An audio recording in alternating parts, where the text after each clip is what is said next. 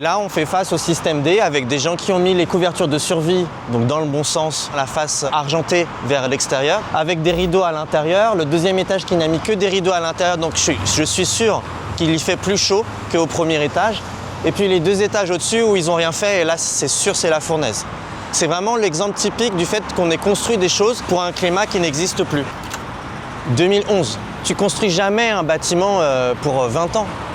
C'est fait pour 50, pour 100, évidemment on sait qu'il va y avoir des rénovations légères, lourdes sur ces périodes-là.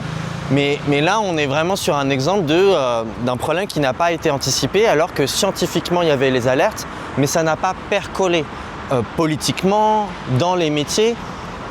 Là-bas, il y a déjà des éléments d'architecture qui sont un petit peu mieux. On voit que l'étage du dessus fait un peu d'ombre sur l'étage en dessous grâce au balcon, mais ça n'a pas été pensé complètement pour ça. Donc il y a des endroits où ça fait juste une toute petite bande. Il faudrait que ça soit des choses plus avancées. On a des effets qui viennent faire un peu d'ombre, mais c'est pas suffisant. Mais c'est des choses peut-être qu'on va pouvoir faire évoluer. Et puis il y a ici une phase qui est sans doute sur un immeuble de bureau, le classique, où on a envie que ce soit le plus transparent possible, avec des utilisateurs qui ne peuvent pas ouvrir leurs fenêtres. Dans les bâtiments modernes, on a beaucoup enlevé du pouvoir d'agir des utilisateurs et des utilisatrices.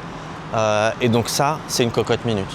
Ce genre d'immeuble ne peut fonctionner que grâce à la clim. Mais on l'a vu dans la dernière canicule, et des fois, les réseaux de froid, ils arrêtent de fonctionner parce qu'ils ont été dimensionnés pour fonctionner entre 42 et 45 degrés. Et là, le fait d'avoir accumulé beaucoup de chaleur, on a noté pas mal de dysfonctionnements.